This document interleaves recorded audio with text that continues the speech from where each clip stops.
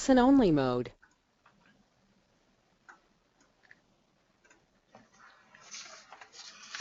Hello everyone, welcome to the webcast.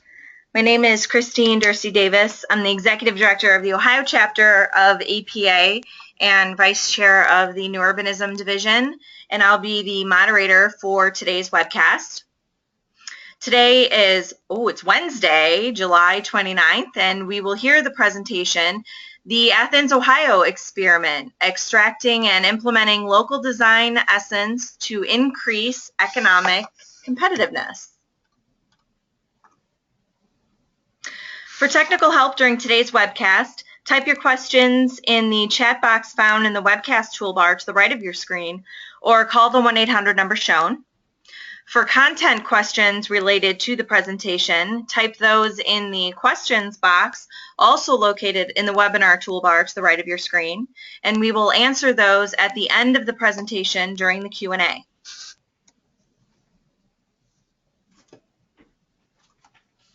On your screen is the list of the sponsoring chapters and divisions. Thanks to all of the participating sponsors for making these webcasts possible and free to members.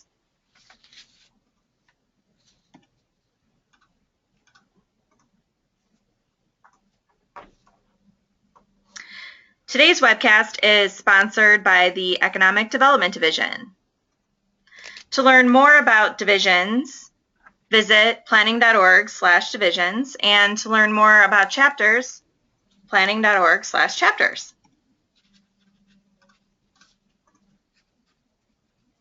On your screen is a list of our upcoming webcasts. To register for these webcasts, visit ohioplanning.org/planningwebcasts.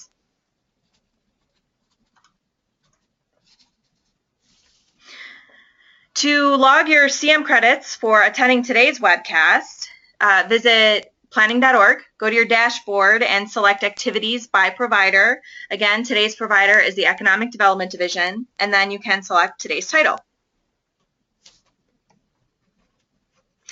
This webcast has been approved for 1.5 CM credits for live viewing only. Some recorded webcasts are available for distance education. For availability, just go to our webpage again at ohioplanning.org/planningwebcast. And like us on Facebook, Planning Webcast Series, to receive up-to-date information on our upcoming sessions. And we are recording today's webcast. It will be available on our YouTube channel. Just search Planning Webcast or head to youtube.com/planningwebcast. And a PDF of the presentation will also be available at ohioplanning.org/planningwebcast. I'd now like to introduce today's speaker. Kyle Ezel, AICP, is an associate professor of practice where he chairs the Bachelor of Science in City and Regional Planning program at The Ohio State University and is the Charles McQuaig Award winner for distinguished teaching. Kyle has 21 years professional planning and planning-related practice experience and has also written 3 books about planning. Kyle is a founding principal of Designing Local Limited, a Columbus, Ohio-based firm dedicated to creating competitive communities. He is also a board member of the Ohio chapter of the American Planning Association. So without further ado, I'm going to turn it over to Kyle. Thanks, Chris. Hi, everybody. I'm sitting at my desk at the Ohio State University, and I don't know if you've ever done a webinar before or presented a webinar. It's a very unusual experience because I know I'm talking to a few hundred people, but at the same time, I'm all alone, all by myself, and I'm going to pretend that I see you in front of me as I march my way through this presentation. Well, today I want to let you know that I'm going to present to you a plan that I believe is important, but more importantly than that, I believe it's something that every planner could use to make their careers more fun. This is the most fun plan I've ever worked on, and I've worked on a lot of them. And I'm really happy to show you the results of this. It's something I'm really proud of, and it's something that I would love to tell every planner about because it really is a lot of fun, and it's inspiring. It's inspiring to to the people who work on the plan, and it's also inspiring to the citizens who participated in the plan. So let's get started. What you're looking at here is... Wait, hold on, Kyle. You have to select to show your screen. Participation. Don't forget to select to show your screen. Oh. I sent you a little pop-up message. All right. It's okay. There we go. Perfect. Thank you. You see it now? Yes. Okay. Did you see the front screen? No. Okay. This is the called the Athens, Ohio experiment, and this is part of the community participation process. Now, I've been involved in a lot of community processes, and when local people are inspired to go to their art shop in their garage and build a chair and bring the chair that they think represents their community, I think this is what I'm talking about. It's a lot of fun. This is one of the results from the plan, and this represents I'm going to tell you about it more later, but it represents part of the soul of what Athens, Ohio is. And this is a parking garage that's waiting implementation. It's waiting to be turned into some place that people can remark on and people can maybe take a selfie next to. But right now you can see that this parking garage doesn't look like much, and it looks like a lot of places that that we all have to park in. So, as I said, I'm really happy and excited about the plan. But I just want to show you a little bit more about me. I am a professor, as Chris said, of practice in the Knowlton School of Architecture, and within the Knowlton School at the Ohio, you have to say the Ohio State University. You know, even the professors have to do it. At the Ohio State University, we share planning with architecture and landscape architecture. There's me, and do you like my pose there? My hands were placed perfectly in front of my jacket, and my chin was cocked to one side. But this is me. This is me too in another pose. That's more like me. This is more like who I am. But I wanted to show you who I am as I talk to you over the next hour, so you can put a face with a voice. Okay, here's my firm. As a professor of practice, I'm not sure if you know what that means, but I'm a full faculty member. I'm a full-time faculty member, part of the faculty here. I am on the clinical track. There's a tenure track and a clinical track at Ohio State. The tenure track professors do research. Research meaning scholarly journal articles, those sorts of scholarly endeavors. The professors of practice get to practice. So my practice is designing local, and it's a firm in Columbus, Ohio. I have two partners who happen to be graduates of the city planning program here, and we're having a lot of fun helping communities find their soul, and anything from public art planning to design guidelines, historic preservation planning, economic development, community involvement. We do these things. So this is my practice, and you can find out more at designlocal.com if you have a chance. Take a look at what I do. All right.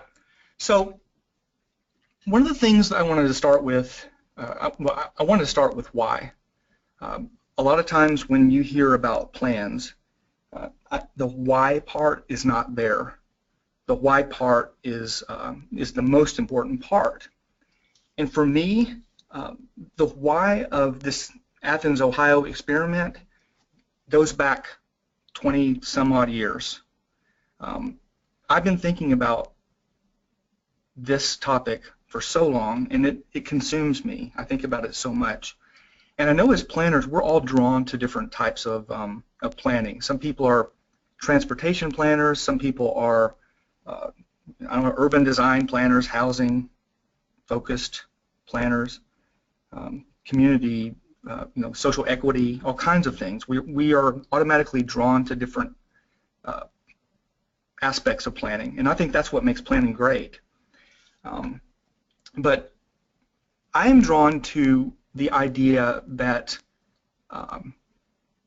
that every community, every city, town, neighborhood, street has a soul, and every place has a personality, and every place has aspirations. And even though places share the same history oftentimes, or similar histories, they still are different. And one of the recent studies that I've fallen in love with is from the Knight Foundation, and it's knightfoundation.org, if you put those two words together. The soul of the community study was with the Knight Foundation and Gallup, and they researched data and conducted polls over 3 years to find out how attachment, the word attachment means how attached are you to the place you live.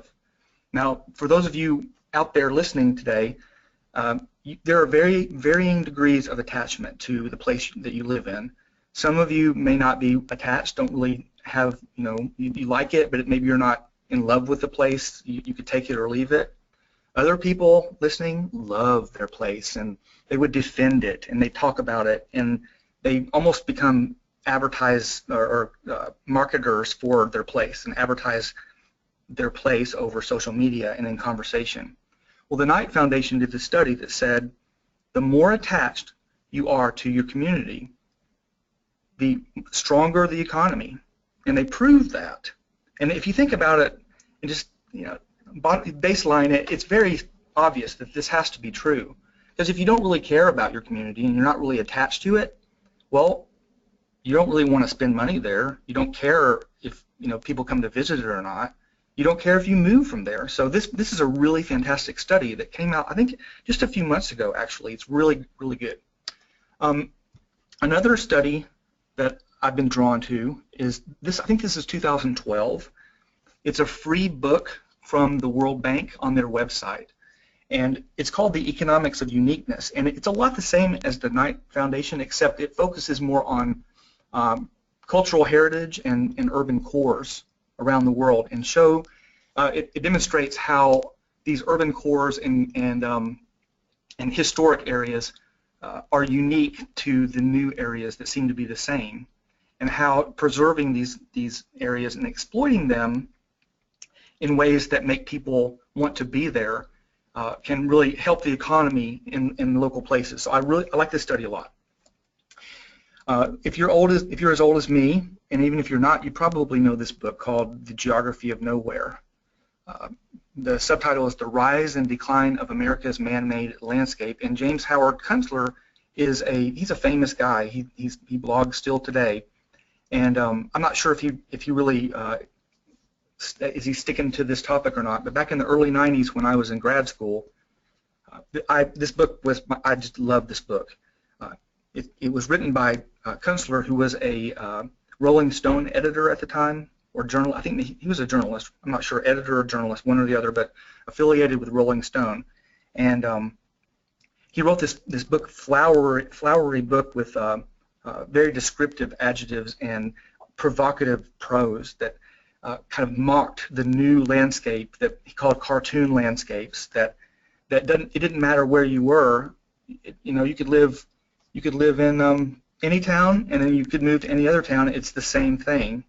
And the bottom line, his bottom line was that it doesn't matter, that these towns are all the same. So there's no reason to defend these landscapes because they don't mean anything, and they're not special, they're not unique. So this book still, I'm staring at it right now on my wall. It's prominent there, and it really impacted the way I thought about things. Well, recently, after all 20 years of thinking, I decided to write my own book on this.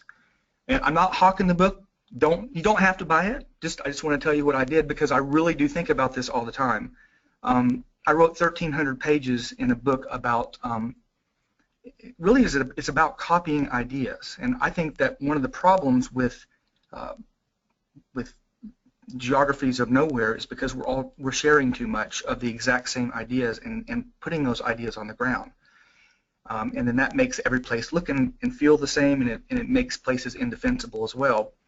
But this book, it became a manifesto of, it's very short. It even has 14 or 16, I don't remember which, point font so you can get through it, because I knew that most planners and most people who are interested in actually building cities don't have time anymore to read 1,300 pages.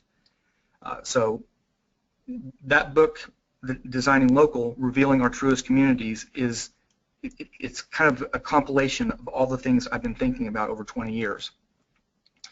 So, continuing on why, if you look at the products on the ground, so if you're a planner and you look at, let's say you're on the outskirts of your community, and it's it's the newer part of your town, and you look at those products on the ground, think for a minute about what you're going to see there. And I know you're probably not there right now to look at it, but you can see in your mind what is a strip commercial area in the outskirts of your town or city. What does that look like? What does the mall look like, or the indoor mall? What does the lifestyle center that your city has what does that look like? How does that function? You can go down the list. You can go down a list of 1,000 things that you can point to on the ground. And you can see the products that we're making. And although they're really good products, we need these things. And I sure don't want to sound like I'm being snarky or sarcastic at all, because I know that I use things, all the gas stations and shopping centers and and car washes and street lights. We all use these things. We all need these things. But the thing that I see that we don't really pay a lot of attention to how they compare to other places, and whether or not they really contribute to the culture and heritage and history and aspirations of our local environment. Let me give you an example. Can you tell where this is? Where is this McDonald's? I'll give you a little while to think. Well, I took this picture, I think maybe 4 years ago, and I was on the beach in Miami, and I looked across the street from the beach, and I saw this McDonald's, and I was so excited because I couldn't believe it. It looked like a Miami McDonald's. Wow, look at this McDonald's. And I took a picture of it, and I was thinking maybe that stone in the front is maybe that sandstone, local sandstone. Maybe the almost pastel colors on the sides, maybe that's part of the, kind of paying homage to South Beach. And it's obvious that I'm not an architect. I'm a planner who has an eye for design, for sure, but it was none of these things, because when I went back to Columbus, I discovered these were everywhere. This is the new McDonald's prototype, maybe a little bit different stone, and maybe a little bit different color, but still the same. So I was disappointed that that actually wasn't a Miami McDonald's, and you probably have a McDonald's just like this in your town. And you know what? I like McDonald's actually. I hate to say it, but sometimes I like their breakfasts, and I don't eat sausage, but I like to eat their Egg McMuffins without sausage. And I go to McDonald's, so I just want you to know that I'm not saying that I'm high and mighty or I'm somebody who doesn't visit places that everybody else visits. I'm just saying that this McDonald's does nothing to contribute to Miami or Columbus, Ohio. Here's another example. This is basically a Department of Transportation, probably an AASHTO guide that civil engineers use. The design here is very telltale 4-lane with a suicide lane in the middle. And if you look at this, I bet you have any idea where it is. Where James Howard Kunstler stuff, right? You don't know where this is. Now, obviously, it was necessary because the transportation engineers said that the traffic was getting too heavy, but it doesn't look heavy right there, does it? Maybe at peak time it's heavy. So the road this was actually a country road, 2-lane country lane expanded over to 4 lanes and a suicide lane. And you can see the McDonald's there, the golden arches, and you can see on the left. Pay attention to the left, please, because it's a strip shopping center that we all have and everywhere. And then you see the utility poles that are, none of this stuff, not one thing on this picture contributes to, drum roll, Hilliard, Ohio. Hilliard, Ohio is west of Columbus, kind of a outer loop Interstate 270 suburb. And Hilliard may have improved, if you use that word loosely, improved their infrastructure, but they've lost their soul, because it doesn't matter where this is. If someone's visiting Hilliard and drives down this street, I don't think anybody's going to say, "Wow, man, I want to live here. This is a great, such a cool place." Absolutely not very cool, even though it works well. Here's another picture, and do you guys have any idea where this is? I'll give you 10 seconds to look. But I do want you to look at the side, though. The side of that looks a lot like Hilliard, Ohio. Look at that. Not quite the same, but basically. My dear friend Tiffany lives in Wasilla, Alaska. I went to grad school with her, and she lives in Wasilla, Alaska, where Sarah Palin lives. And actually, she sees Sarah Palin probably in that strip mall. She sees her all over town. And thank you, Tiffany, for taking this picture in the middle of the suicide lane in Wasilla. It probably was freezing cold, but I got the picture, and it doesn't look that much different at all from Hilliard. So this is not new. You all know this. This is not groundbreaking. It just proves James Howard Kunstler's point, and it also proves that, I think, without even going any further, it proves the Knight Foundation and the World Bank studies that, I'm sure if you go off a few miles, maybe even a mile off of this strip, it may be a lot more character laden.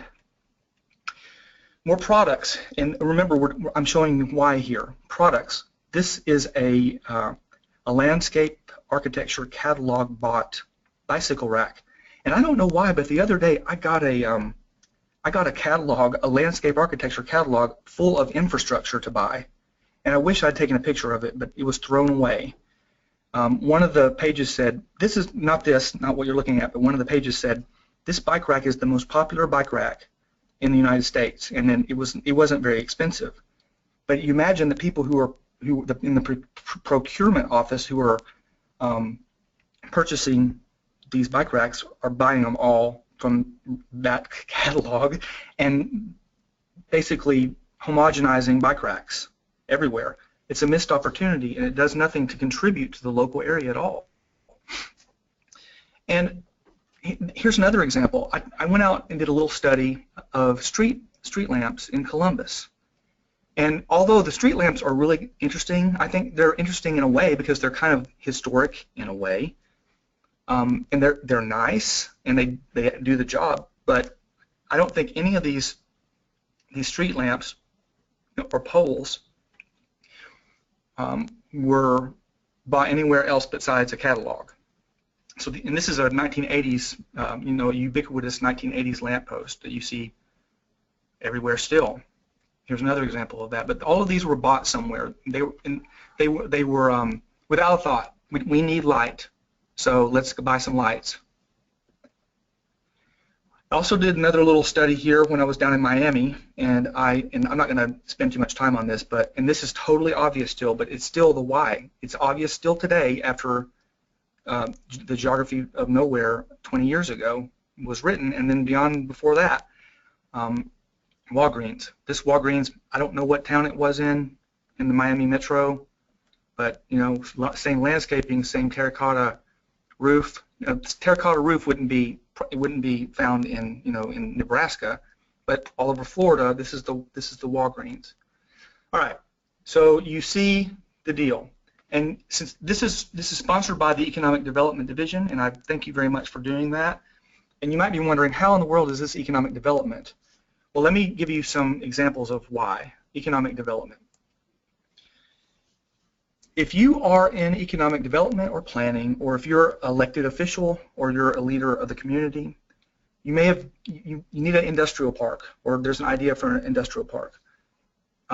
So you propose an industrial park design just like the one you saw in whatever city that was, right? And then you bring it back to the meeting. Let's do this. And invariably, that's what happens. That's what people do. They need an industrial park.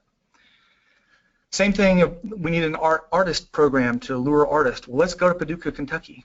Let's do what they did in Paducah. And you do that, and it's successful, which is great. I'm not saying there's anything wrong with that at all. And you know what? You guys, I've done this so many times too. I am so guilty of this, and I'm not pointing fingers because I've done this, and I've gotten promoted because of it. Your new community has a great artist program like Paducah's, but you're always pointing to Paducah, always. Oh yeah, like this is like Paducah's. Or you have a downtown park like the one that you saw in, seems like in Columbus, Ohio, it's Indianapolis. What is Indianapolis? Or Austin? Austin, what are they doing? Let's do that. Or our city needs its own aquarium, like the one in Baltimore, maybe, or a carousel on the river, like the one in maybe Chattanooga, or a baseball stadium like the minor league park in maybe wherever, Columbus, they have a good one, or a jobs program like, and you get the idea, or a riverfront like.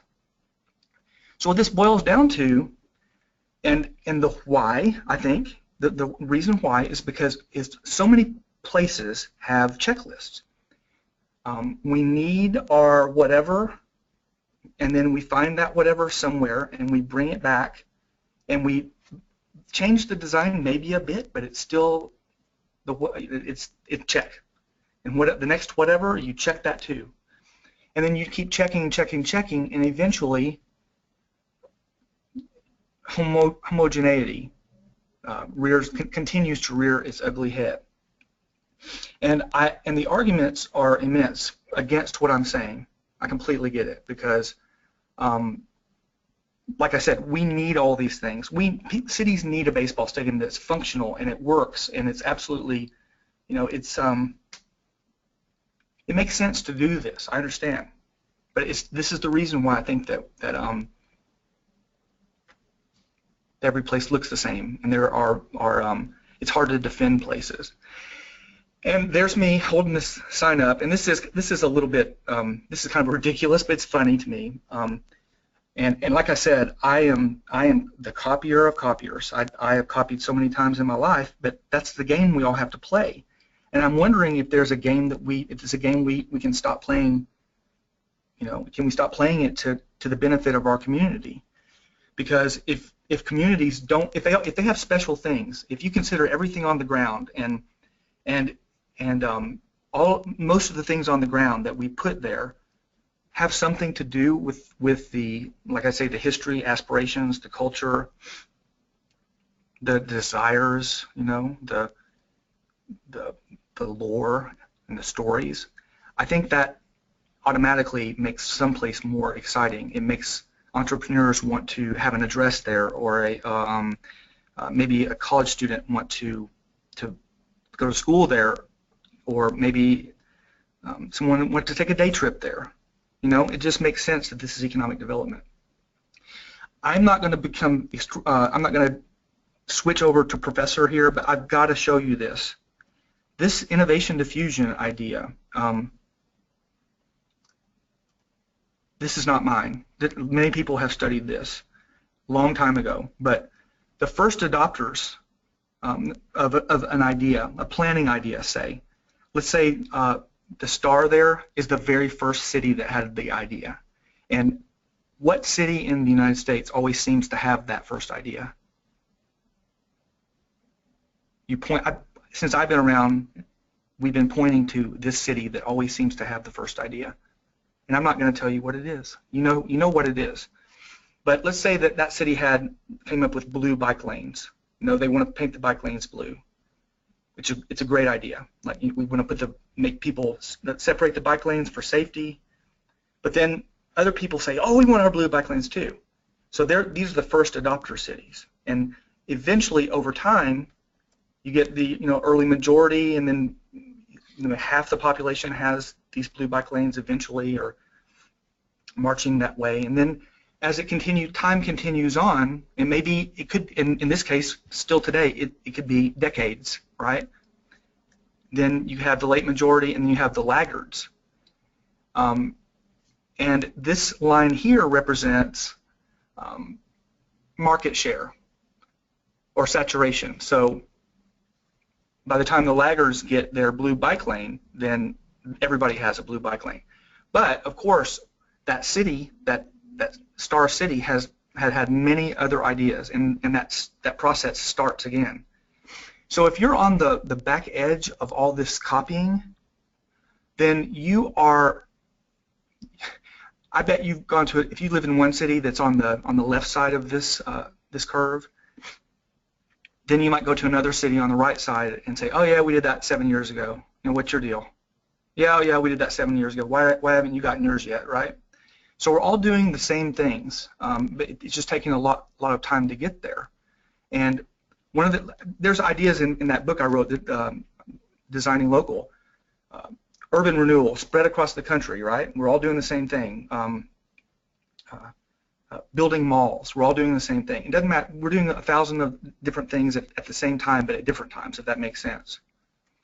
So, and we're continuing on why here. Lynchburg, Tennessee, and I've used this in other presentations, but I want to quickly show you. I'm from Tennessee. You can hear my twang. I'm never going to lose it at 47 years old. We go here during Christmas time with my family, and every time I go there, people are taking pictures. I'm taking a picture of people taking pictures of somebody, right?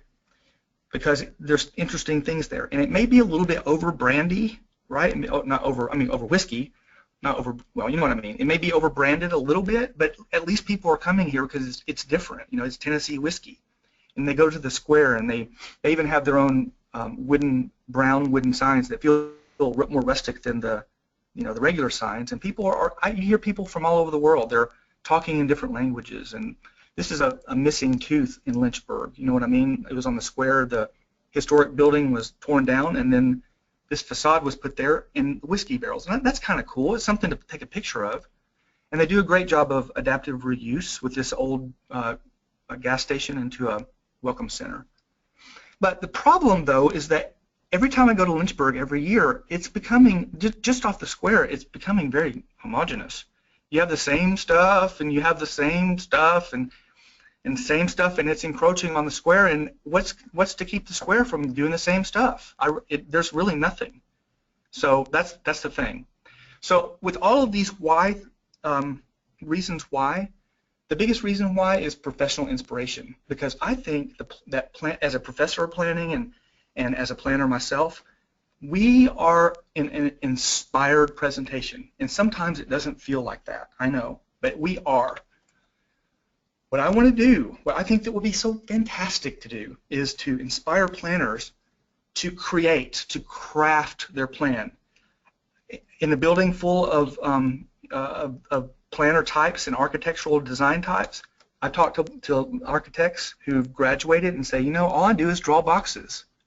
I just draw boxes, box, box, box. I was trained to do all these great things and almost become an artist, and then here I'm drawing a box, and everything looks like a box, and very frustrating. Same thing with landscape architecture.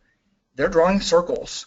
I just draw circles, drawing circles, drawing circles, and I'm way overgeneralizing here to make a point. We should be doing inspirational things. We should be creating places that make people say, God, I'm attached, I'm attached. So all of these reasons, 20 minutes worth, and necessary is why these are reasons why I'm doing this. All right. So I decided that after all these years of thinking about this stuff, and because I'm a professor of practice, maybe I should do something. Maybe I should practice, find a way, maybe test out something to see if we could figure out another way to do things, to make places more attachable, make places more interesting, and make the opposite of the geography of nowhere. So in 2013, I decided that that's exactly what I would do.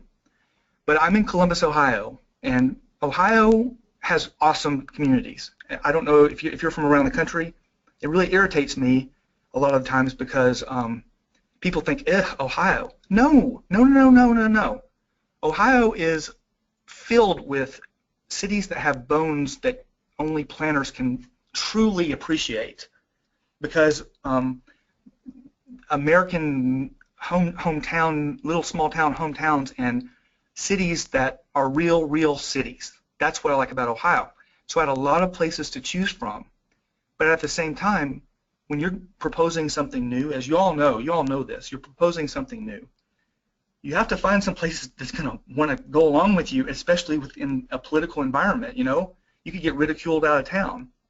So here's Columbus. It's in the plus with the circle around it in the middle of the state.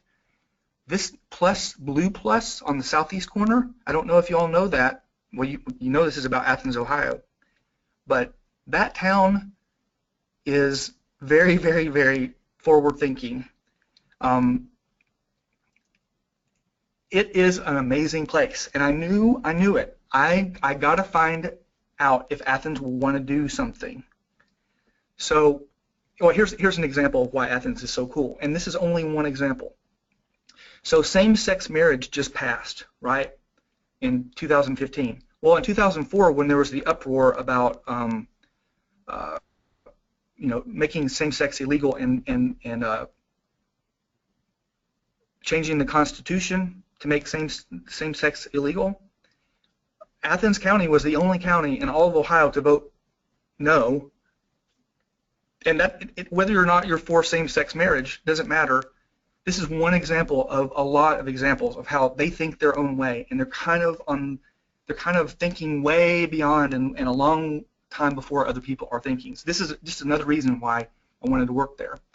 And if you have some time, please look at the soul of Athens. I don't have the web address up there, but just type in soul of Athens, and you would not believe the videos that this project has made. You would understand why it was so easy to choose Athens. And here's a parade in Athens. It's called Honey for the Heart, and locals make their own costumes in a big studio, and then hundreds of people march their costumes down the main street, Court Street in Athens, and they do this every year. It's a celebration of, it almost looks like, this is what Athens looks like to me, that parade. So that's why I chose Athens. So I called Paul Logue. I'm not sure if Paul's listening or watching, but I called him and said, Paul, would you like to do this? Actually, I didn't call him. I emailed him. Sorry, I was thinking about something else. I'm emailing him, and he emailed me 30 minutes later. We're on board. The mayor's on board. The council's on board. Let's do this. Let's do this. So that's how this Athens got started. So the experiment in Athens, and this, I know that we're calling it an experiment, and it really isn't an experiment. It's not a scientific experiment, but it is an experiment in a way that will this actually work in any place. And before I present the plan, you see historic design guidelines, where the window is the exact same width and height. This is not what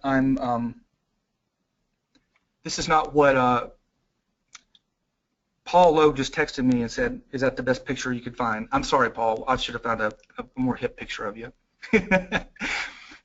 Anyway, these historic zoning standards, this is not what the plan is about. Historic zoning standards these are very important things, right?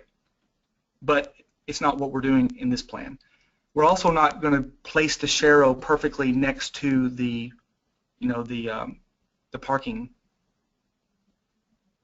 This is a open craft plan for the architects, landscape architects, civil engineers, citizens, business owners, people who own backyards and front yards, and people who do anything on the ground in Athens. That's what this is all about. So that's why Athens. And why economic development? More demand for Ohio University parents and students. More business leaders and entrepreneurs who want to be a part of something interesting and special. That makes so much sense. To draw visitors and tourists to experience the spirit of Athens and a place that you'd actually want to go for a day trip or maybe a weekend trip, and more. So you see, this is the actual cover of Athens.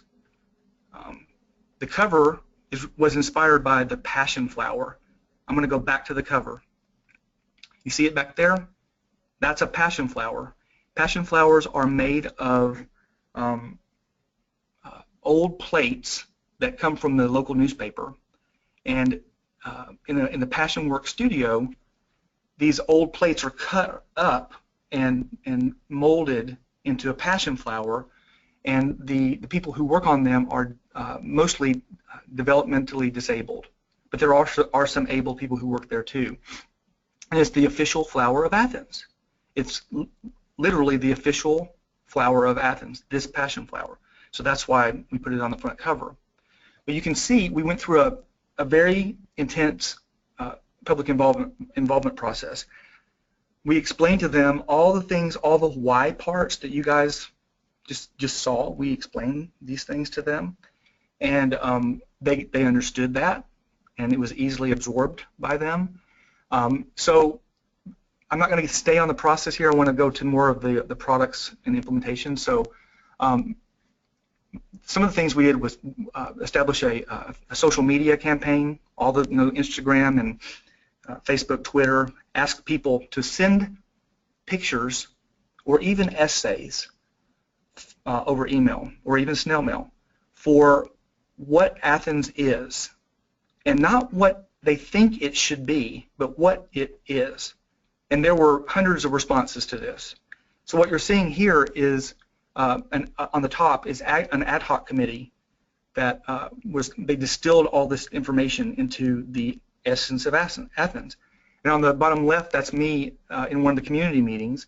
And on the bottom right, on the right is Andy Stone, who is the civil engineer. He's the city engineer for Athens, who was totally on board. And without him, this would never have happened, because a place as cool as Athens that has a civil engineer that is that open-minded is a place where you can have success. So here's Patty Mitchell. She's a local artist, and she's also in charge of the Honey for the Heart parade that I showed you a minute ago. Patty is presenting her chair that you saw a minute ago. This was her vision for the Athens chair. And you see those sketches? We hired a local student from Ohio University, where Ohio University is located in Athens, and he sketched what we call napkin sketches, because when you go to a coffee shop and the metaphor, this is a napkin sketch idea. Well, these are napkin sketch ideas, so people could see the ideas without fleshing them out, all the way through. And here are some of the results of what the Essence of Athens is. I'm going to go over these with you in the next 15 minutes. But before I do, here are the goals of the Essence of Athens. To explain the Athens-specific design inspirations, to showcase and celebrate the design of Athens, to establish a culture of high expectations. This is huge. Athens has no historic zoning in their city. Athens has no design guidelines in their city. So this is a really good first step to establish a culture of expectations for things that get built. If something gets built that's not Athens, they think, well, that's not Athens enough. So this is important. Also, widespread and celebration of Athens to share to the world.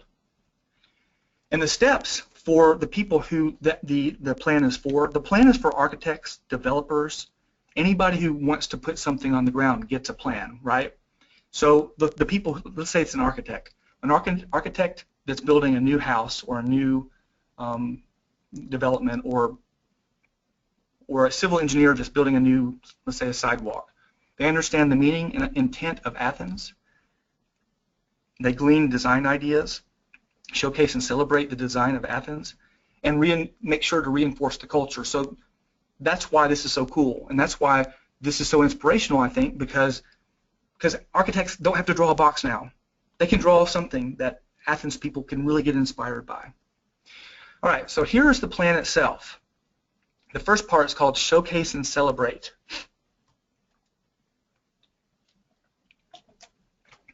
This is the result of Athens design DNA. All of these things you see in the box are the local inspirations for what products on the ground should look like. I'll let you look at that a little bit. The first one is our hills. The hills define the landscape and neighborhoods. They ascend, they descend, they overlap and layer. They're uneven. They're lush sometimes, they're colorful sometimes, and other times they're barren and gray, but the hills are important to the city of Athens' character and identity. So these prompts, leafy, natural, rustic, wild, gentle, lush, picturesque, curvy, and forever, these are design prompts. So if you're an architect, you're not going to get a picture of here's an Athens house or here's an Athens building. You get to actually be an architect, to be inspired by these things. So imagine ideas, you guys imagine ideas for hill shopping centers and hill signs, hills colors, hills homes, hills restaurants. Now it doesn't have to, here's the thing, it's not going to be a hill, like a hill, a literal hill. We don't want cheese here, right? We want inspiration. So it's not going to be a perfect replica of a hill, but it's going to have some hill feeling to it and some cues that come from hills. The next one is our river. It meanders gracefully. It flows southward, cutting and with water rising and falling, ever seeking to break its bounds and providing habitat. And it's rerouted and re-engineered, and it's both barrier and corridor, part of the city's original story. Now, if you're a civil engineer and you're reading this, you're going to think, wow, I'm going to have to do something a little bit different here. You know, they spent the time to write this almost code about their river. So the river is very important to Athens. So here's some more Hocking River design prompts: cheerful, peaceful, raging, wide, meandering. You see what I mean? Muddy. So architects, landscape architects, planners, they're getting to work figuring out how to weave the river into the designs too.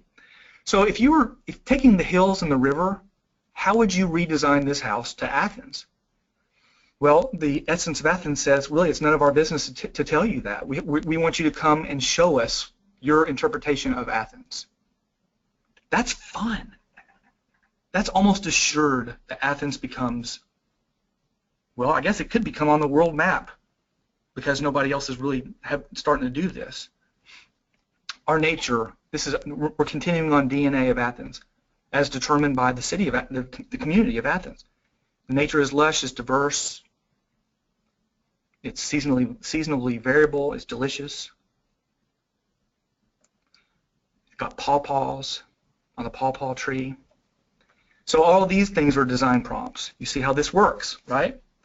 Now the first three are rather generic because, in a way, because everybody has hills or not everybody, but you can have hills and rivers and nature. Music too, in a way, but Athens has its own music. Matter of fact, I got a little, I think I have it here. Listen to this music.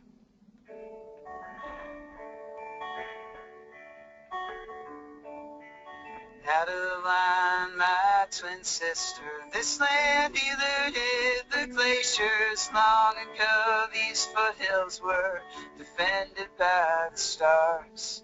The constellations feared and knelt as you loosened Orion's belt. Yep, that's Athens music.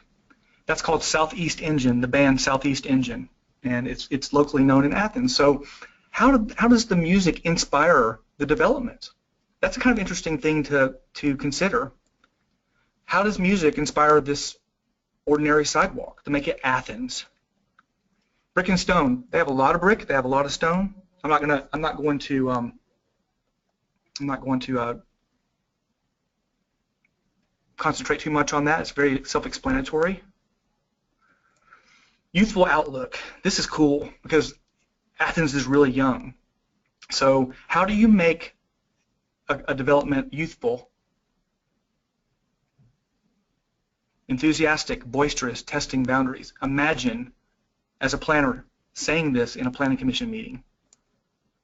Peaceful. Oh, that's the wrong prompt. Sorry. Anyway, these are different than everyday guidelines because they require big creativity.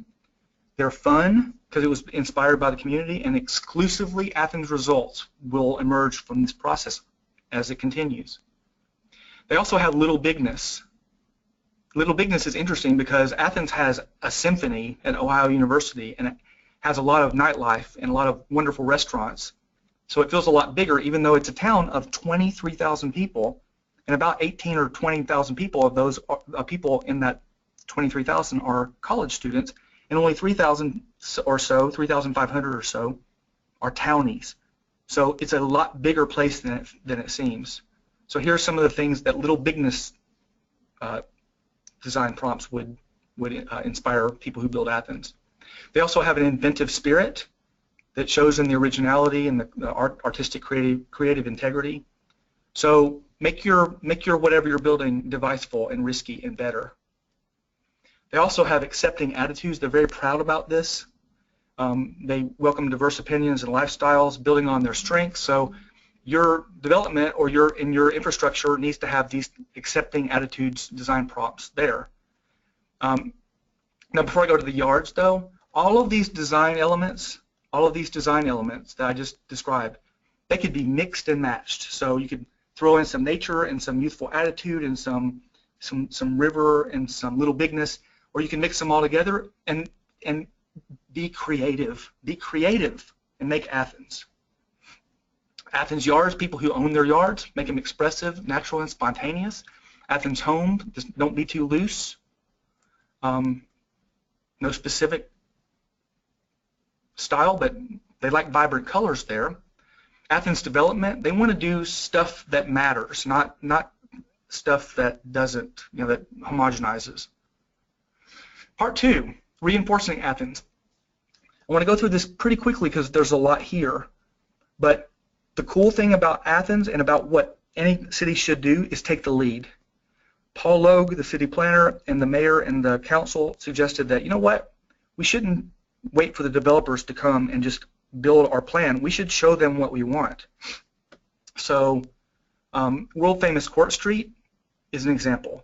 Court Street is not, well, it has a courthouse on it, but people actually from Ohio University date there on Court Street, so a lot of people find each other. And there are a lot of alleys that feed into Court Street, like this. And one of the ideas was, well, in Paris, this doesn't exist in Paris anymore. They took these down because they were too heavy, and this just happened. But people were saying, you know how they lock their love in Paris? Court Street could become that kind of a place where you lock your love. Now, that's a copied idea, right? It's copied. But they made it Athens. Everything exists, right? It's hard to copy, not copy, because what are you going to come up with something absolutely brand new? It's hard, but you have to put a spin on it. So what Athens did, made some napkin sketches, and they came up with this. It's not on a river, but it's a fence that you can lock your love in the alleys. And then when these are all filled up, you pick them up and then you take them to a park, and this becomes the love park. So these permanent displays, always continuing to feed the displays. Pretty cool. I love it. Bike racks. This is what they have now, which is kind of interesting because it's old-fashioned. And they came up with some kind of, you see how there's a window grates on the old lunatic asylum, they call it now, the ridges on top of a hill overlooking Athens. But really the Athens block is more beloved. And so they ended up sketching out what an Athens block design would look like. They're not actually implementing this, but that was the idea that came up with. They're doing another version of this, and this plan is organic, which makes it cool. Athens stairways, they have stairways that cut up the hill. And you can see, there's some ideas of how you can cut up the hills because they're everywhere, these stairways, to get from one neighborhood to the other. And here's one idea. Here's another idea. Here's even another idea to adorn the stairways based on the Athens DNA. They have protests in Athens all the time in the protest space in front of the courthouse. So here's some napkin sketch of really rough ideas. You can see, and this is what they chose to do. Freedom of speech, right there, right on the stone. Athens block. This is a stamp that you can check. They don't have it yet, but you can check. You will be able to check it out from somewhere, and then stamp your fresh concrete with the Athens block to at least make something Athens out of your poured concrete. And crosswalks. This was an idea for crosswalks, Ohio University. Chris, I'm aware of the time. This is that grade I showed you a minute ago, and they decided to use this, and this is a rendering. You can see the rendering at Ohio University that joins into Uptown Athens. This is called a Barnes dance for those of you who want to know this planning tool. And they've already started doing this, implementing the ridges pattern across Athens, and they're doing this. They made their template and they're painting the crosswalks. That instead of just a landscape architect bought, great. So here's some more ideas for traffic boxes. They're actually implementing a new art program for traffic boxes, and I know other places do this too, but local art from Athens. The Athens bench, some napkin sketches for lots of ideas that came from the community. This is what they came up with. You see the hills there. You can kind of see the rivers. The contours are there. This is a bench made out of wood that will be carved and glued professionally to represent the hills and the nature of Athens, which I think is remarkable, especially how it covers the trees. So people who are a little tired of standing up protesting can have some downtime. Here's that parking garage I showed you, and here's a parking garage in Kansas City that it has books, but it's really cool. I like it a lot, and Athens shouldn't copy this. It should have its own thing. Here is some napkin sketches. One of the ideas was to have parking with different languages because Athens is a world town. Maybe just to have green all over the parking garage because of the nature. But the passion flower, this is another color of the passion flower that was chosen to make a passion flower inspired, but not sticking passion flowers on the garage. That was brought up, but it was decided that we don't want passion flowers plopped onto the garage. This is a passion flower inspired parking garage. And Paul Lowe can tell you that they're not doing this, actually not doing this. They're doing something else. And Paul, I forgot about he just told me this yesterday, so I don't remember. If you want to know, email me at the end and I'll let you know. Email Paul too. Paul sent me this slide from the mayor of Athens. There's a cigarette disposal box on that pole that this guy's leaning up against. It's a brand new program that was kind of inspired by the Essence of Athens, which is cool because I think a lot of byproducts are going to come from this. And he's taking a selfie next to a cigarette disposal box in front of a gas station.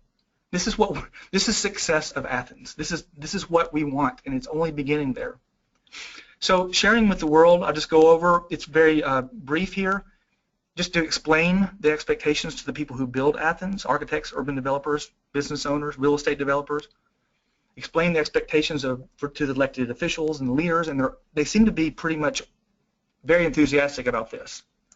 Explain the important role of the Athens Municipal Arts Commission, because they have a huge role in this, because even though this really isn't art, it becomes art. It's like the art of making a community.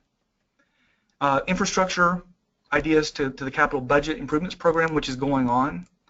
Public-private partnerships, all the things that we do as planners, citizens, making sure that students implement the plan, and also just making sure that Athens becomes truly Athens. All right, so if you want to look at the plan, you can see the plan here. Take a picture of this. I'll give you 15 seconds if you want to, or you can Google these words that aren't there. Google the Essence of Athens and issue, ISSUU, and the Essence of Athens, and it will come up where you can see page by page the whole printed document online.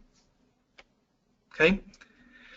And I'm a little bit late, but not much. At this time, I'll be happy to take questions, comments, debates, anything you want. And I appreciate you being here. Great. Okay.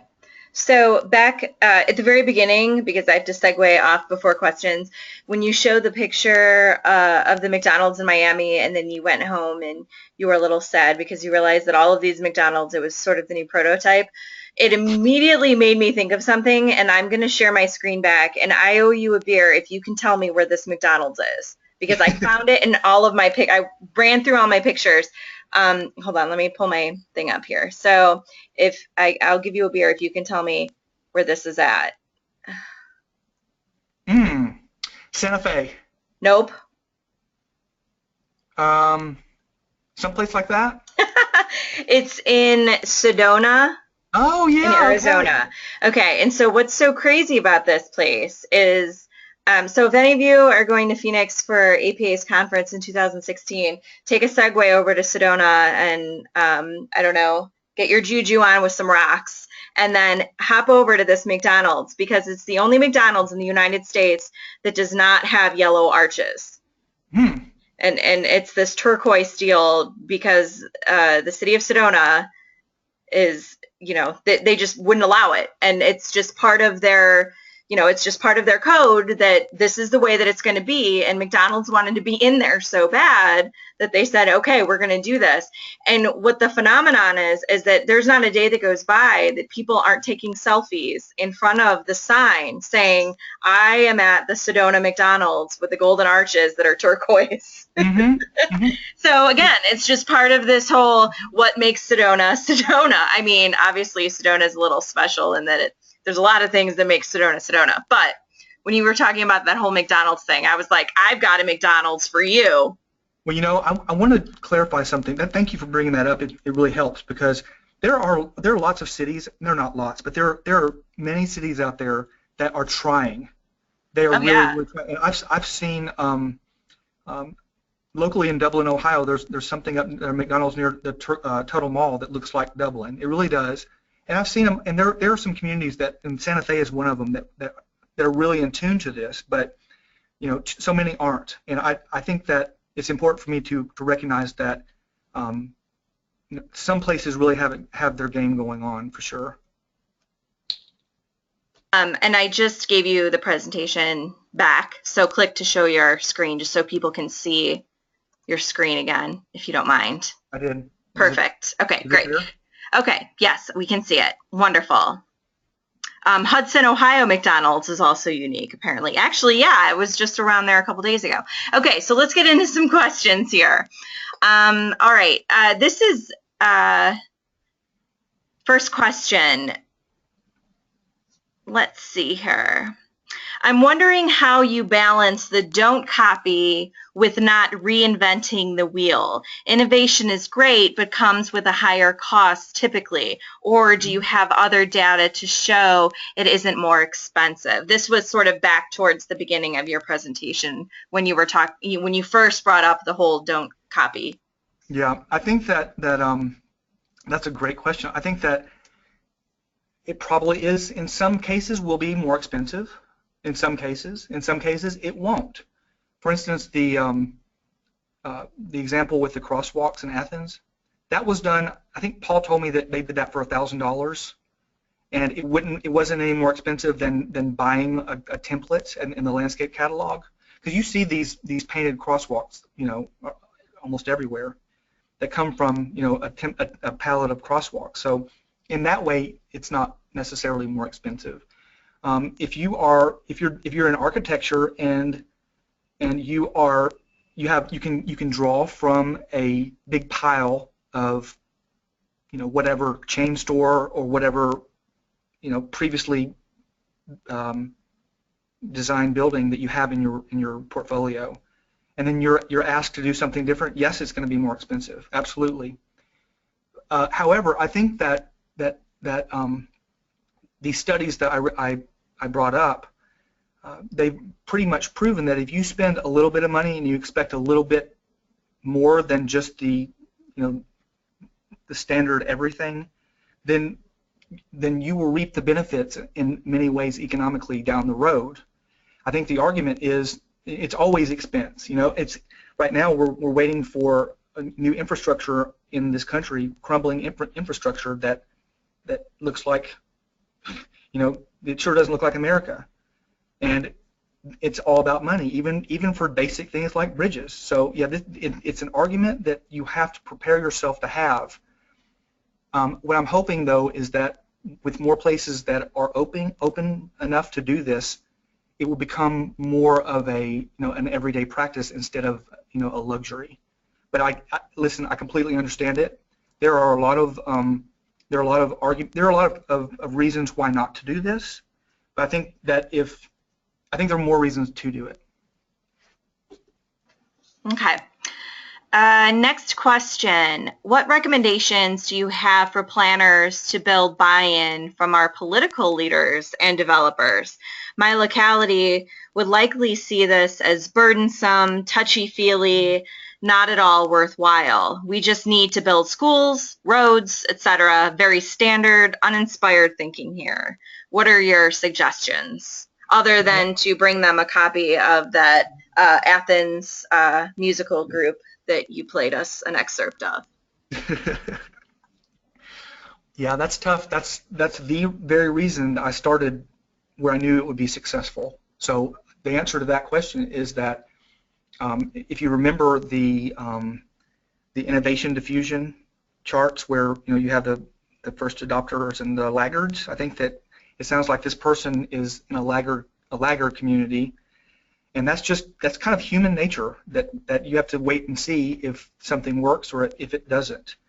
So as far as winning the people over, I think that what's necessary is having just a good old-fashioned workshop, just to show them the possibilities. And we all know that the planning commissioners who dedicate their time, are usually tied to the very conservative development community and very, a lot of uninspired professions that are very risk averse. So I think that in order you can't just spring it on them like, oh, we're going to do this stuff, and of course they're going to think it's touchy-feely because the subway strip mall made of the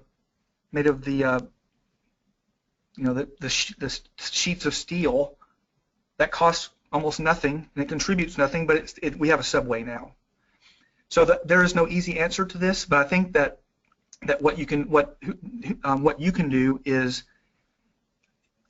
ironically and almost in a weird way the opposite of what I told you about copying, because the Athens process, the process we went through, is copyable and guaranteed to provide individual results.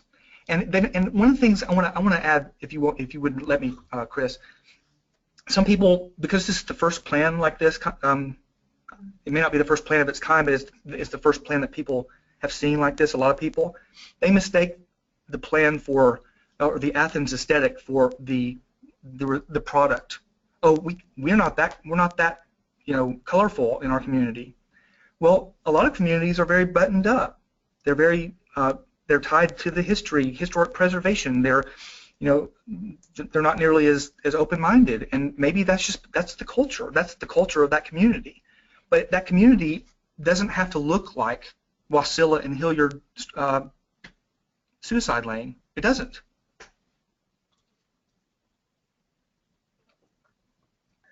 So to kind of feed off of that, and like you said, some are buttoned up, not everyone is the same, and you can kind of extrapolate what you need from this. There's one question that came through, would a plan like this work in a non-university community? I mean, you have to admit that a place like Athens with a rather large university plays a big role in it. What do you think about that? I agree. I think that it's just like anything else. If you have the blue bike lane, it didn't start it started in Portland, right? So that's where it starts. And I think that if you're in a community that desperately needs this, I think you should take this PowerPoint or take this recording, sit everybody down, and show it to them, and see what they think. And they're hearing me right now, right? I mean, I'm being recorded, and I'm talking to you, the people who don't think this is important. If you think economic development is important, then this is important. And I always go back to people. You know, I'm a professor. I cannot tell you how many times I write letters of recommendation a year. And this is a lot like that. If you are a new professional planner and you have the same outfit on as every other planner and you have the same exact stuff you're going to say written down in your answers to the questions, does it matter who you hire? No. It's the same thing here. So communities don't have anything else. Well, the first thing they have is their built environment. And if your built environment doesn't call people to be attached, then keep building that stuff and see what happens over time versus other places that do. Chris, can I mention one more thing? Chris, are you there? Oh yeah, absolutely. Go ahead. Hello? Oh, okay. Hello? Yeah, go ahead. You know, Ohio is a state that has terrible weather. Chris, you're in Cleveland. Maybe you like it, but I don't like the weather here at all. I think that it's miserable. I love Ohio, but yeah, I would much rather live somewhere warmer, and that's what most people want to do as well, right? So if you're in a place that's flat, in a place that's cold and dreary and snowy and frigid, and then blazing hot, or whatever it is that most people want to live in paradise, right? You don't have a choice really but to focus on your built environment, because if your place looks just like the place in, let's say, Florida that has a beach, but you're in the middle of, you know, I don't know, wherever, the middle of the Midwest or someplace like that, and it looks the same, the community looks exactly the same, where are you going to want to live? Not the cold, frigid place on the tundra. You're not going to want to do that, and population figures show that. So I think it's very important that most of us don't live in places that are paradise, and if you don't get people to be attached to your environment, then you're doing a severe injustice to your economy, I think. So in terms of the Athens project in particular, have there been any economic development trends that you've been able to see so far? Any changes? Well, the plan was adopted in October of 2014. So the only change that we can record now is notoriety for the plan. Okay. And the more people that know about that know about what Athens is all about, and how it even did this, I think that's gonna be the jump start. But I have talked to the director of tourism in Athens County, who said that she's gotten a lot of outside feedback about this.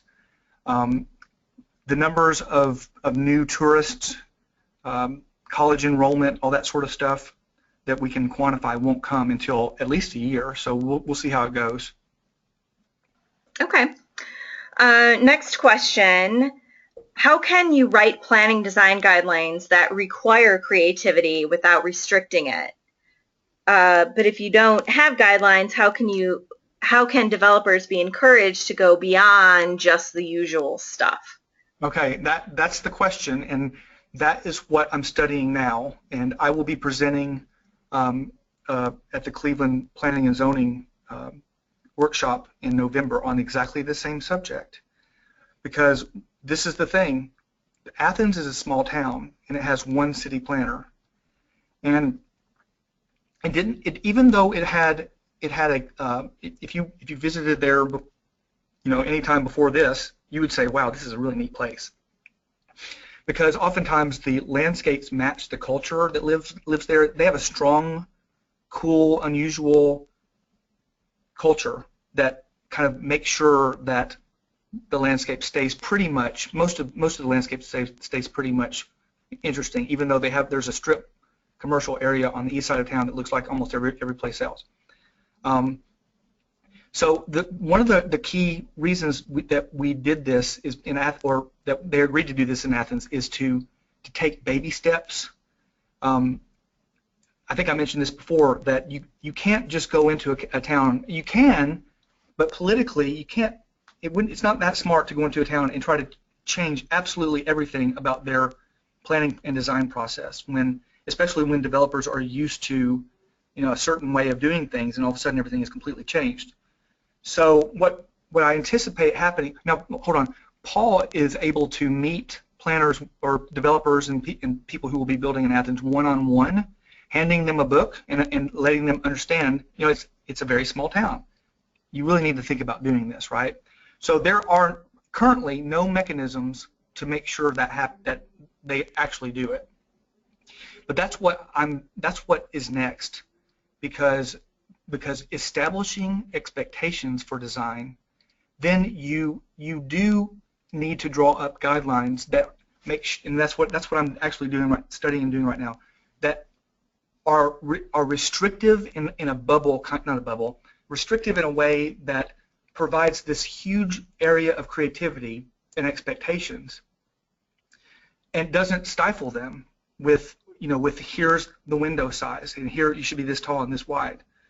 So I think this is a new way, almost a new way of planning in a way, and as I continue to study this, hopefully write a book about it. I'm calling it craft planning, because just like if you are a brewer and you make beer, most people want to be a part of the process, the creative process of making a craft beer, instead of the big kind of overly manufactured assembly line process that we're all more familiar with today. So in this webinar, I'm not saying that I know everything. I'm not saying that this is finished. It's just beginning, actually. So I will continue. If whoever that person is that asked that question, why don't you email me and let's get in touch so you can help me figure this out, because I think that realistically speaking, this could be this whole plan, if taken to court, and someone wanted to do even though it's adopted, someone wanted to do a prototype, whatever, this wouldn't hold up. So the next step is happening right now is figuring out how to make sure that doesn't happen. But obviously, Santa Fe McDonald's is doing just fine with that. So this is a good question. All right, so stay tuned. Okay. Next question is unrelated, but more related to what you do with OSU. And maybe other people have this question too. Do professors of practice on the clinical track have to be academically qualified with a PhD, or can a combination of master's level and significant experience qualify for the clinical track? You will be happy to know I don't have a PhD. Okay. Yeah, so there are very, well, I hope you don't, this is an overgeneralization too, but most of us who are practicing planners don't have PhDs and don't have a reason to need them. And even me as a full faculty member at OSU, I don't need it either. The value of the professor of practice is that you practice. And just as the people who are in the tenure track, their value is research. So if it's deemed by the university and the college and the school that you're applying to that you're contributing to the profession, either if you're on the PhD track, you're contributing to the research, or you're contributing to the practice in a broader way, you qualify for a professor of practice. Okay, thank you for clarifying. So it looks like that's about it. I think the last thing is the next time anyone's in Freeport, Maine, visit the McDonald's there because it's in an old farmhouse. Apparently, hey, that's what someone just typed in. So, Chris, I want to end. It's weird about the McDonald's. It seems the McDonald's is the product on the ground that is most experimented with. Yeah, you're right. It's hard to think about very many other things or buildings or retail spaces or houses that aren't really what you see everywhere. You know what I mean? And so you got to hand it to McDonald's, right? Seriously. They're really trying new things. Well, Kyle, thank you for joining us today. Much appreciated. This was great, and we will stay tuned for more of what you've got cooking. So for anyone else who didn't hear before, this is being recorded. We will post it on our YouTube channel. It's just search Planning Webcast Series on YouTube. We will have a PDF of it as soon as Kyle emails it to me, and we'll post it on our webpage, which is ohioplanning.org/planningwebcast. And everyone can feel free to, if you have any other comments or questions, you can email Kyle. And everyone, thanks for joining us. Tomorrow there's also a webcast. It's good for 1.5 law credits, so check out our webpage if you're interested and you need law credits. And again, Kyle, thanks for joining us. Paul, if you're still listening, sorry there was a bad picture of you posted. And everyone have a great afternoon, and we will talk to you next time.